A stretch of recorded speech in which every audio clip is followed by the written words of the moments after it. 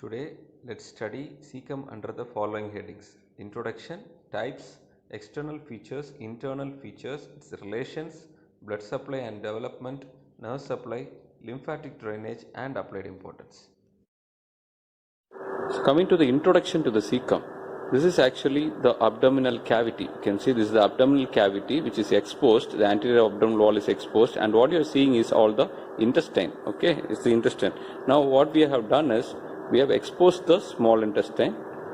Okay, we have just moved the small intestine towards the left side so that we can expose the right iliac fossa. So the cecum is located in the right iliac fossa. What you are seeing, this organ is the cecum. Okay, this is the cecum, which is located in the right iliac fossa. Location is right iliac fossa. And this is the starting part of the large intestine, which continues as the ascending colon. If you see the cecum, which develops from the cecal bud, okay, develops from the cecal bud, from which part the gut tube has got three parts embryologically. If you see that gut tube, it will have three parts: the foregut, midgut, and the hindgut. Okay, the cecum develops from midgut. So here we are seeing the cecum, which is actually removed from the large intestine. Okay, this much is the cecum. Okay, what you are seeing here is the external features of the cecum, and what you are seeing here is the opened cecum, where we can see the internal features. Okay. Now coming to the dimensions of the cecum, you can see the cecum is a dilated part of the proximal part of the large intestine. Okay, this is a dilated proximal part of the large intestine. Here we can see this is actually the length of the cecum, this is the breadth of the cecum. Here we can notice that the breadth of the cecum is more when compared to the length of the cecum. This much is the length of the cecum. Okay, the length is approximately 6 cm long, and the breadth is almost 7 to 7.5 cm long. This disproportionate length and the breadth is because of the indifference growth of the walls of the cecum. If you see, the lateral part of the cecum grows much faster from the cecal bud when compared to that of the medial part. That's why it is looking like this. And one more thing, because of the indifference growth, we can see the orifice which is the appendicular orifice, and the orifice which is connecting the ileum to the cecum. Okay, ileocecal orifice is present on the medial aspect.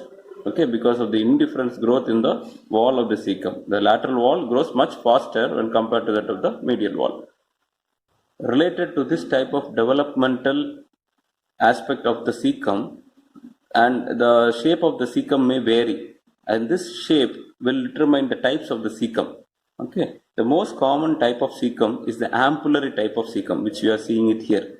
The ampullary type of cecum, where the right cecal pouch is much larger when compared to that of the left cecal pouch. This is actually the right side. The right cecal pouch is much larger when compared to that of the left cecal pouch, and this is called the ampullary type of the cecum, and this is present in more than 75% of the individual. Okay, this type is present in more than 75% of the individual. And in this type, the appendix will be located on the posteromedial aspect. We can see here, this is the appendix, and this is the appendicular cecoappendicular junction. Okay, this is present along the posteromedial aspect of the cecum in case of ampullary type of cecum. The next type is actually the conical variety. In conical variety, we'll be seeing a cone-shaped cecum, where we can see the cone-shaped cecum with the appendix attached to the center, okay, distal end of the midpoint of the cecum. So that is called the conical type, like a cone. It looks like a cone. It is almost present up to 13 to 15% of the individual. Okay. Then the last type is the intermediate type of the cecum, where the cecal pouch is developed uniformly on both the right and the left sides. On both the right and the left sides, there is uniform development of the cecum, and the appendix is located in the center. It is something like a conical shape, but it is having two pouches on either side. And the appendix is coming from the center. And this type is present almost up to 10% of the individual. Now coming to the external features of the cecum. If you see the cecum, you can see there are three sets of longitudinal muscle cord which are thickened and runs along the three different positions of the cecum. And this longitudinal muscle coat, the thickened longitudinal muscle coat, we can see this is actually one strip. The thickened longitudinal muscle coat is present throughout the length of the large intestine, and this longitudinal muscle coat will be merging with that of the longitudinal muscle coat which is present throughout the rectum. So these thickened longitudinal muscle coats are called the tinea coli. These thickened longitudinal muscle coats are tinea coli. These are starting from the root of the appendix. You can see this is actually the appendix, and these tinea coli will be starting from the root of the appendix. Okay, these tinea coli are 3 in number or 3 in number. You can see here, this is actually the thickened longitudinal muscle coat. Okay, these tinea coli are 3 in number. One is present on the anterior aspect, so that is an anterior tinea coli, and 2 are present on the posterior aspect. If you go posteriorly, 2 are present along the posterior aspect, one along the posteromedial aspect and one along the posterolateral aspect. You can see this is the appendix, and if you follow the root of the appendix, you can see the next bundle. This is actually the posterolateral bundle. Okay, and similarly we will have posteromedial here. Okay, so these are called the tinea coli. Okay, which is a very important feature of large intestine. Now these tinea has got names. Okay, this anterior tinea coli is called the tinea libera. Is called the tinea libera, and the posteromedial, which will be present on the posterior aspect, posteromedial tinea coli is called tinea mesocolica. Okay, is called tinea mesocolica, and the posterolateral tinea coli is called the tinea omentalis. Okay, tinea omentalis. Next, there are some small fat-filled, see, you can see pouches. We can see these are the small fat-filled pouches which are seen along the anti-mesenteric border. The mesentery will be on the posterior aspect, so these are the small fat-filled regions which are present along the anti-mesenteric border, and these are called the appendices epiploicae. These are called appendices epiploicae. You can note this appendices epiploicae is absent in the cecum. The appendices epiploicae is absent in the cecum, and it is starting only from the ascending colon. So this is the starting part of the ascending colon. So it is present only in the ascending colon. Okay, the appendices epiploicae, which is absent in the cecum. Okay, which is this appendices epiploicae is present along the ascending colon, the transverse colon, descending colon, and the sigmoid colon. Next, let's talk about the internal features. Okay, once we open up the cecum, you can see what you are seeing is all the internal feature of the cecum. Now we will study the internal feature using this specimen. Okay, so before going into the internal features of the cecum, we need to know about the layers. Okay, we need to know about the layers. Like any other part of the intestine, the cecum also has got the following layers. From inwards, from inside outwards, it is having the mucosa, it is having the submucosa, then it is having the muscularis externa, then followed by the serosa, Okay, so these are the layers, main layers of the cecum. Here what we need to understand is the muscularis externa has got inner circular and outer longitudinal fold of muscle layer. Okay, the outer longitudinal muscles of muscle layer only will get thickened in 3 different places, what we studied as tinea coli. Okay, so this tinea coli is nothing but, so you can see this is the tinea coli. This tinea coli is nothing but the outer longitudinal muscle coat of the muscularis externa, which gets thickened in 3 different positions to form 3 tinea colis. Okay, next coming to the interior. If you see the interior, it is thrown into many folds. You can see the mucosa is thrown into many folds, which will get, when it's stretched, these folds may disappear. Okay, these folds are mainly these mucosal folds and the saculations. You can see that there is saculations in the cecum, there is saculations in the large intestine, which we may not appreciate now here. These saculations are mainly because of the tinea coli. It's mainly because of the tinea coli. The length of the tinea coli is much shorter when compared to the circular muscle coat of the cecum and also the large intestine. Okay, the length of the circular muscle coat in the large intestine is much longer when compared to that of the length of the Taenia coli, which will cause the saculations. Okay, these saculations are present throughout the large intestine. That also can be studied as an external feature. Now, when we see the internal feature, already I told you the mucosa is thrown into many folds and it presents main two openings. You can see there are two openings which are present in the interior, which is along the posterior aspect. Okay, this is along the posterior aspect of the cecum. You can see here when we open up the cecum here, along the posterior aspect we can see the two openings, 1 and 2. These two openings we are studying it here. Okay, in this specimen. Okay, these are the two openings. Okay, now the opening which is present on the distal part is actually the appendicular opening. You can see this is the appendix. It is the appendix which will open into the cecum along the posteromedial aspect in a normal circumstances. Okay, in a normal majority of cases it is opening in the posteromedial aspect, and this opening may be guarded by a valve, called as the valve of Gerlach. Okay, called as valve of Gerlach. Now, if you go 2 centimeter proximally, we can see the next important valve which will be opening into the, you can see it here, which is actually the opening of the ileum. You can see this is the ileum which will open into the ileocecal orifice. You can see here, this is the ileocecal orifice. Okay, the ileocecal orifice. Okay, this ileocecal orifice is the one which you are seeing it here.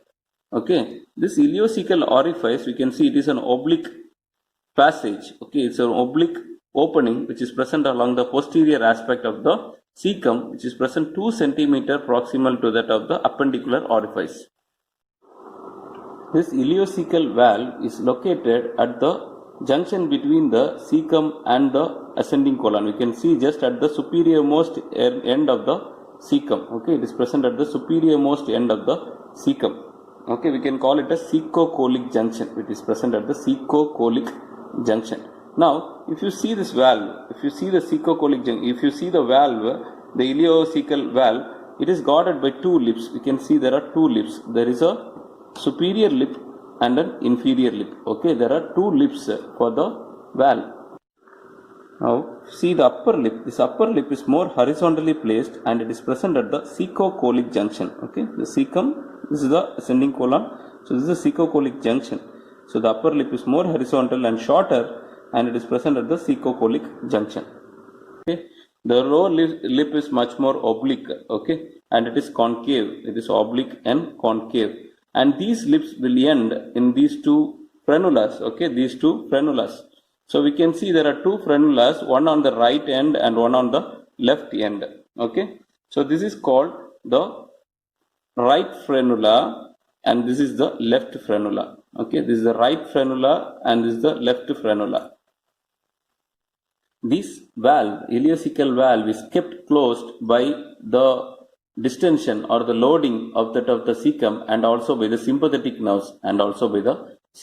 nerves which will keep the valve closed. Okay, which will keep the valve closed so that the reflux will be prevented. The reflux of the fecal content into the ileum will be prevented. Okay, coming to the relations of cecum. Cecum is related anteriorly to the anterior abdominal wall. Once we open up the anterior abdominal wall, what we are seeing is all the coils of intestine. What you are seeing a lot, coils of intestine. These are the coils of intestine which are related anteriorly to the cecum. So, anterior relations are anterior abdominal wall and the coils of intestine, mainly the ileum. Next, if you see this is the cecum. Now coming to the posterior relations of cecum or the cecal bed.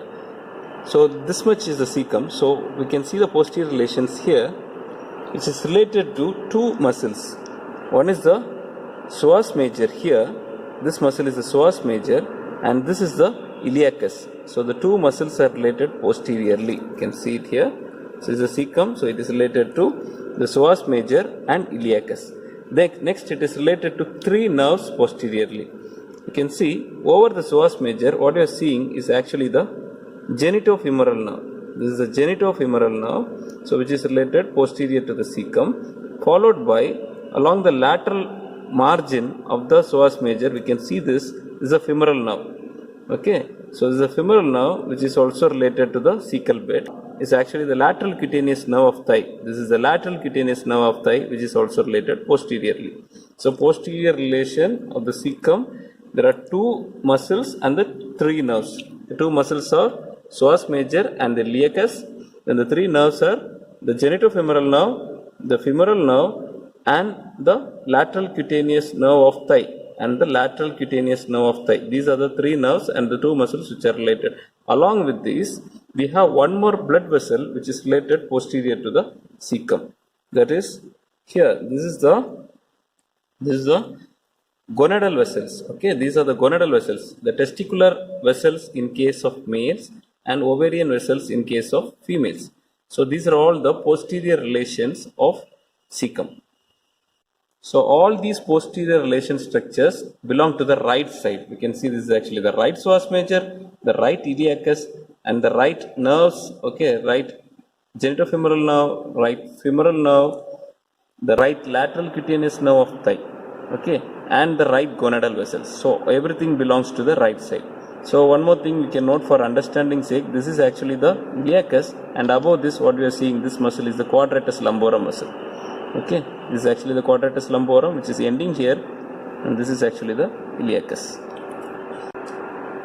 At last, the posteriorly it is also related to this structure. This is the appendix and the appendicular vessels. Okay, so the posteriorly it is related to the appendix and the appendicular vessels. Okay, so the position of the appendix is retrocecal in position mostly. So these are all the posterior relations of the cecum.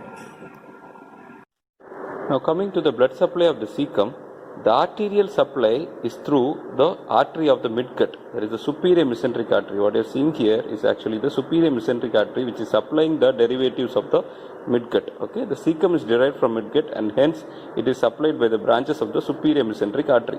If you see the superior mesenteric artery, here the branch, that last branch which is given off is the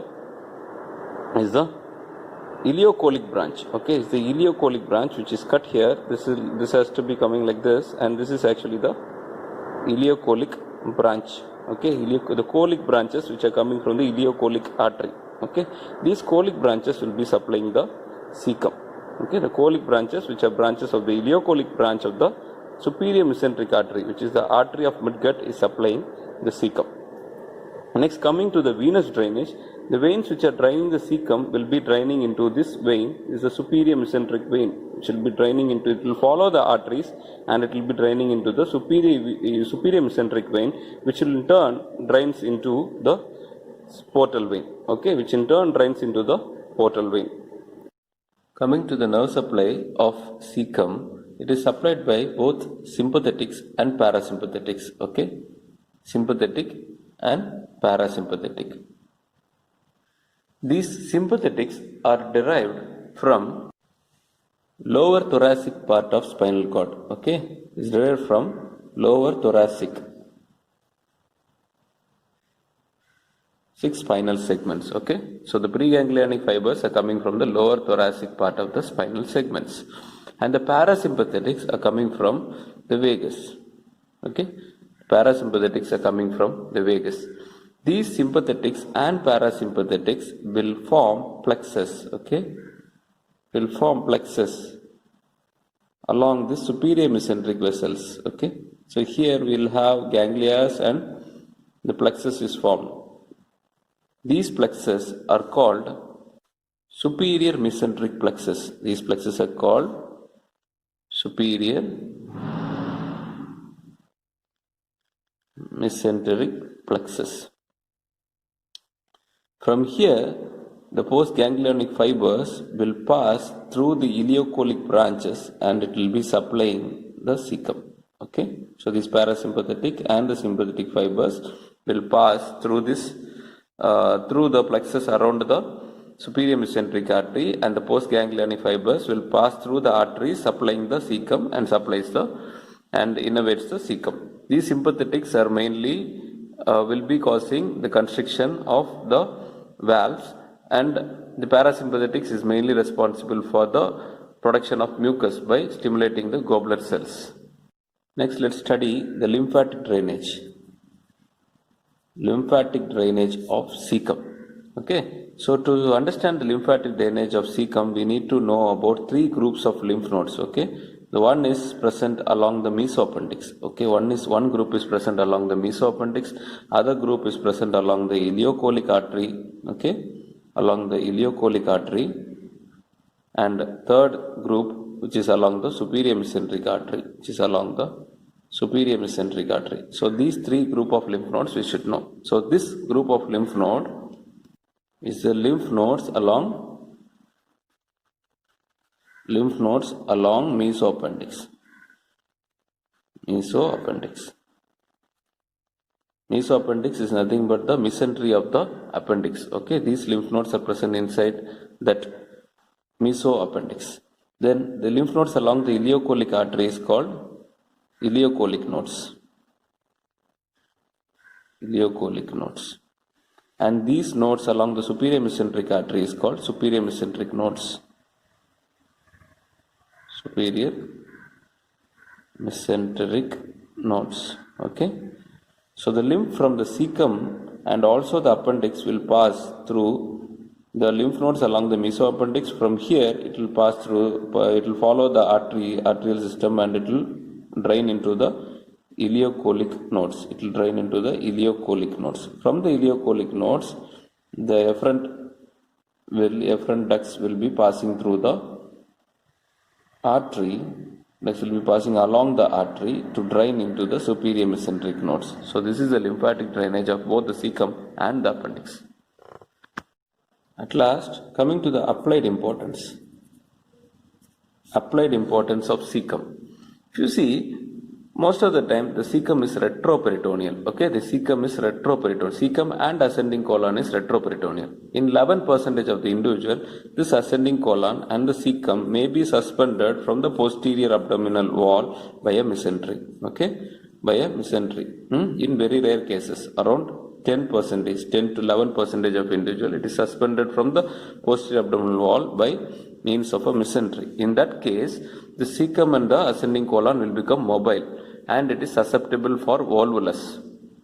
Volvo means to roll. Okay, volvo means to roll. So this ascending colon and the cecum may become mobile, and it can twist. When it twists, it can go in for obstruction. Okay. Next applied importance is related to this ileocecal junction. This ileocecal junction is more prone for tuberculosis of large intestine, and also there can be carcinomatous growth which can affect the cecum. Okay, so these are all the applied importance of cecum.